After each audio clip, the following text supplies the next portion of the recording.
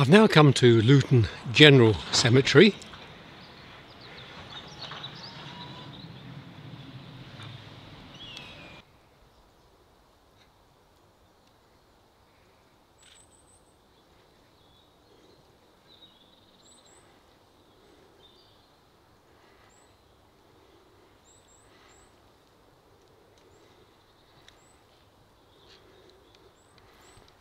Right inside the gate is the war memorial to those who died in foreign lands. And on my right are two very large and elaborate memorials. The first one here on the front face is to Thomas Lye, and then on the nearer face is Margaret, the eldest daughter of Thomas and Anne Lye. And on the further of the two memorials, it's Anne, the wife of Alfred Edwin Atwood of Stanley House, Luton, and then Alfred Edwin himself lower down. A pair of graves in this double-sized plot. The one on the right is covered with ivy. The one on the left, quite elaborate design at the top, around the top, and the wreath with the ribbons. Edward William Crouch, who was suddenly called away, 1897, aged 56. And then his eldest daughter, Laura Mary, 1898, aged 20. And as we go down the memorial, we have other members of the family. A very solid memorial and a very clear inscription for Arthur Thomas Webster, and he was called to rest 1895, age 76, and then beneath that we have his widow, who died in 1905. Another very tall memorial is a darker stone, and this commemorates Asher John Hucklesby, 1908. For many years an alderman of the county and town councils, and 5 times mayor of this borough, he was deeply interested in the religious, educational and social life of town and county. And beneath that we have his wife Ellen, who died in 1929. Over at the back we have the grave of the Keens. If we look on the left we have Lady Ella Sophia Smith Keynes and her son, and on the right we have Sir Thomas Keynes, 1953, aged 83, and another son beneath that. A very distinctive memorial and a very clear inscription. Harold and Marjorie White are buried here. With this stone, Peter, Jane and Penny and their families commemorate them. Simple but very effective. Edith Alice, the wife of H.C. Janes, and then their eldest son Clifford, sergeant in the RAF Volunteer Reserve, who gave his life for his country 1943, aged 30, and is interred at Misurata, Libya, and then reinterred at Tripoli. And then we've got underneath that Herbert Charles Janes, aged 92, Mayor of Luton in 1953, knighted 1954, and buried at Angmering. A little further along, our beloved son, Cyril Jack Rickson, who died as the result of enemy action, 1944, aged 46 years.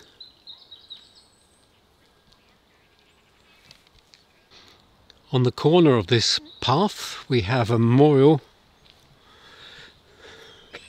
This is the Reverend John Jordan Davies, who after a ministry of 17 years at Tottenham, 4 years at Bootle, and 8 years at the old meeting, Luton, fell asleep in 1858, aged 52. The carving on here shows a woman reclining with a cross on her right arm, and the inscription beneath, Amos Bacchus, aged 46, 1865, and then Elizabeth, his wife, and a few other names beneath that. But that's an interesting illustration. This one here has the lady bowed down with her hand to her forehead.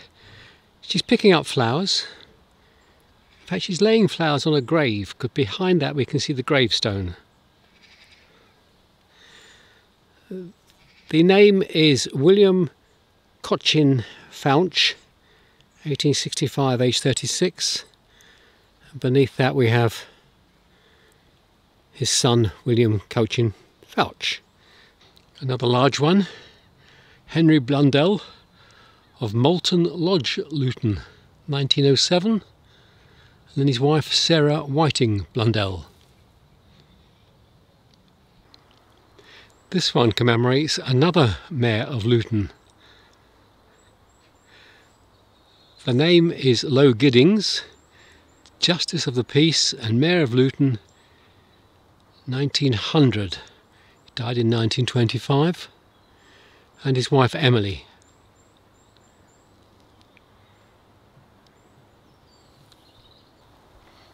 A rather elegant angel holding a branch of leaves, and the inscription difficult to read, but at the bottom we see the name William George Lacey. There are other names on that pedestal. Next to it is this rather unusual statue. It looks like a knight with some sort of armour on, and seems to be holding a sword up as an offering. I think it's a sword, or that has something wound around it. The inscription, unfortunately, is impossible to read. It's completely gone on the base of this one. But a very unusual bit of sculpture. A very distinctive design and quite unusual. The name is Albert Wilkinson. And I suspect down here on the base we've got a silhouette of him, although it's rather worn now.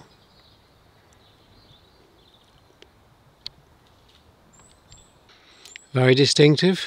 Two angels over the epitaph for Isaac Levi, the beloved husband of Sarah Ashton, who died in 1929. And beneath that we have Sarah. Well, that's quite an unusual design.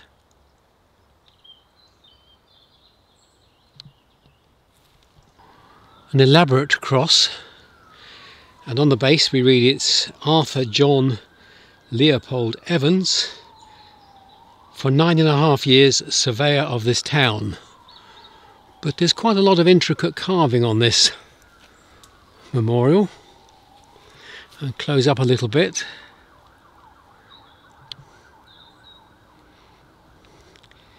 Presumably each of those panels has its own story to tell. And then when we get to the cross, you can see the carving there. I love the two cherubs, or two little angels, on the front of this cross. Very nicely done.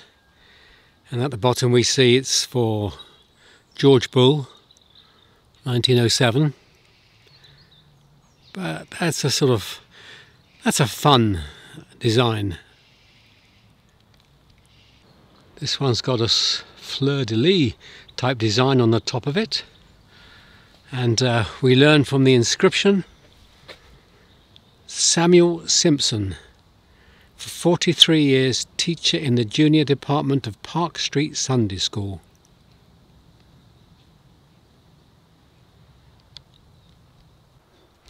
This angel is leaning forward with her arms crossed across her chest. And beneath we have the names of Bertha Robinson, 1924, and her son, Colin David.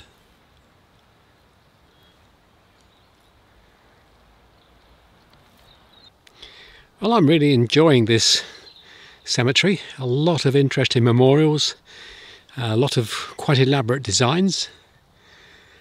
This is a very good cemetery to come and visit.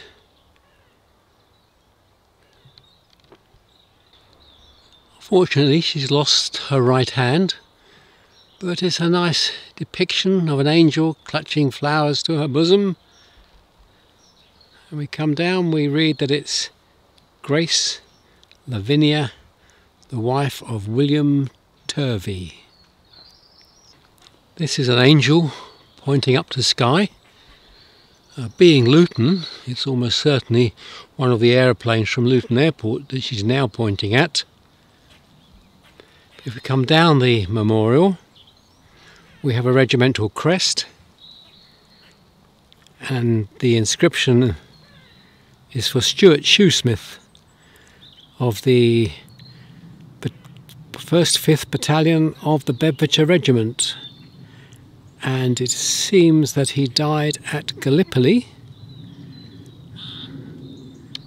in 1915, aged 21 years. We have an image here of an angel holding a young child in her arms, and underneath, Walter William, son of William and Emma Brown, who died in 1862, aged 9 weeks. And then we have beneath that Emily, died aged 15 months, and further names as we go down.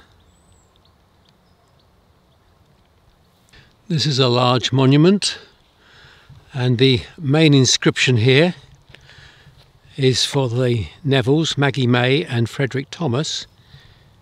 But what interested me was the one further down. This is for their son Philip, their youngest son, who died 1945 in Sumatra while a prisoner of war in Japanese hands, aged 24 years. At the top of the graveyard we've got a lot of later memorials, even some very recent ones.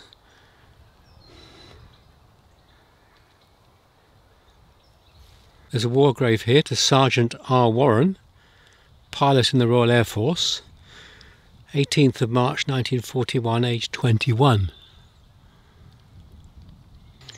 And right next to it is Sergeant D.A. Taylor, UT Air Gunner, Royal Air Force, who died just 5 days later on the 23rd of March 1941, aged 22. A lovely image here of an angel kneeling, head bowed, bouquet of flowers in her hands. Very nicely done. Ellen Elizabeth Smith, 1930 something, and then Frederick Smith. Very distinctive memorial. We generally find one of these Art Deco style gravestones in each of the graveyards, but the interesting thing about this one is the inscription at the bottom.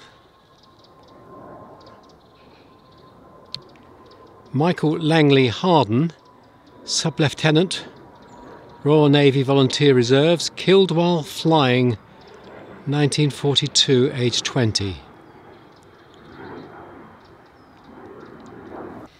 A large plot for this one to Aubrey Snoxall, 1894, and entered the homeland, 1953. Ever remembered with deepest affection by his wife Christine, and then Christine followed 20 years later. We seem to be collecting the mayors of Luton.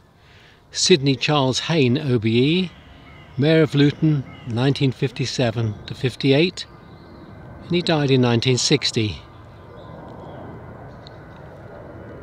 A horizontal stone for George Edward Delby, Canon of the Chapter of Northampton, Parish Priest of Our Lady Help of Christians in Luton. In loving memory of my dear wife Nellie Thompson, 1943, aged 42, and all the trumpets sounded.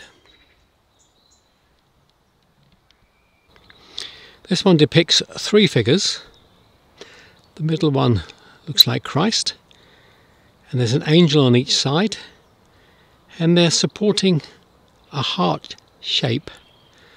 And this is to Martin White, 1963, age 37, and it says underneath, R.I.P. Our Lady of Lourdes. A very tall obelisk, and partway down we see the Star of David.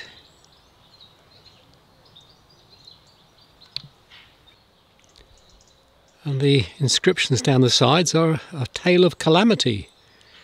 Their first son died aged 23 years and 5 months.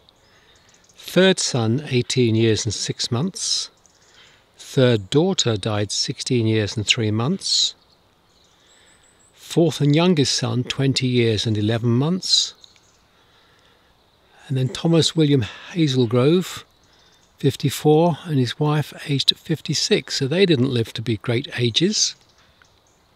And then on this side we have second daughter, 13.5 months, another one at 3.5 months, another one at 4.5 months, then William Case Hazelgrove, the father, I think, 49 years, not very old, then one aged 4 years, and then one aged 40 years. It is a most interesting cemetery, although I can't say it's very well looked after. I think it could be given more attention, but there are a lot of good memorials here. This one has the lady on the top and a very sad memorial on the front face.